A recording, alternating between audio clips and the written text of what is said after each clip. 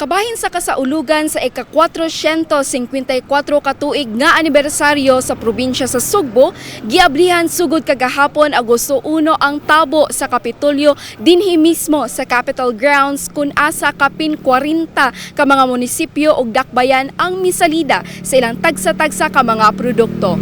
Atong susihon kung unsa kining ilang mga talagsaon ug mga gipasigarbong mga produkto. Bisan asa ka mulingi, makatintal gyud mo gasto sa kadaghang naglaray nga mga produkto dinhi sa Cebu Provincial Capitol Grounds atol sa tinuig nga Agro Trade Fair sa Sugbo kun tabo sa Kapitolyo nga gisugda ni atong Lunes, Agosto 1.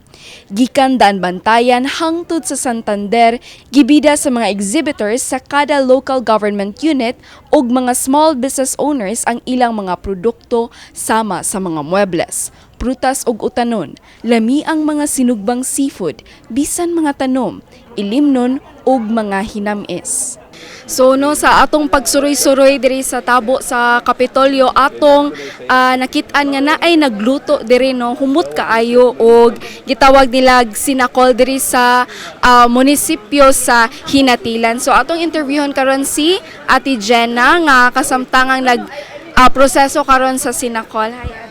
So pwede ba nimo istorya sa amo unsa may proseso o pamaagi sa pagluto aning sinakol Ate? Taas gyud ang proseso ani ma'am kay kaning buli tugdan man ni siya nga dako nga murag lubi nga dako tapos tulo na siya tapos panitan magpanit kanang nipis-nipison siya ibulad paghuman og bulad ana ma'am kanang uga na ka siya lubkon ikaw maglubok ayagon mao to ang result ma'am katong ato ang natok abi atong natok day ato ipakita Nato ang natok latok.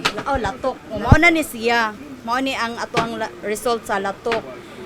Mao ni siya i-mix nato sa bugas nga binlod numero 16. Bikuhon ni siya, inig humagbiko, stimon pa jud ni siya, then pinupinuhon siya, then i-mix nato ani.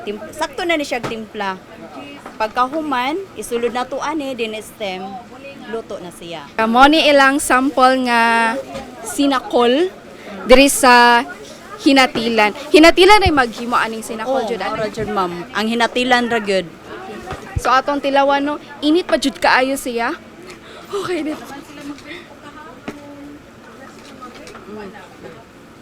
Actually first time na ako magtilaw og sinakol. Ya tamis jud kaayo siya, lami kaayo. So must try. Pwede pa ninyo apason diri sa tabo sa Kapitolyo. Daghan pa kayong lutuonon ma'am. Daghan pa kayo. Pwede pa ta magluto og daghan. Lain pang nakakuha og atensyon sa mga bisita sa tabo, kining pink dragon fruit empanada nga gibida sa munisipyo sa Liloan. Nakahunahon namin nga mag-dragon fruit empanada sa Liloan, ma'am, kay although nami plantation sa dragon fruit, so nami prutas nga gi-harvest, nag-shake man sad mi, nagbaligya mi ginana, nag-shake mi para na iparis among shake, nagbuhat sad mi dragon fruit empanada nga without meat. Healthy food, healthy kuan ra gina siya na sa sud ma'am. Mo ni siya sud sa atong dragon fruit empanada without meat ra gina siya. Ang doan niya pure jud siya dragon fruit. Ang tabo sa Kapitolyo giisip nga lakang sa Cebu Provincial Government aron makatabang sa mga Sugboanon sa ilang mga negosyo. Lakip na ang pag-asdang sa revenue sa matag LGU. Atong mga members atong co-op dito sa lungsod sa Pinamungahan, proud po sila nga atong gipasundayan ang ilang produkto sa atong farm sa like for example sa atong mga farmers. Ang atong giawag ang atong Sugboanon nga maaari mo bisita sa atong tabo sa Kapitolyo na atong mga produkto diri kanang laing showcase sa lalaing mga lungsod diri sa atong province of Cebu.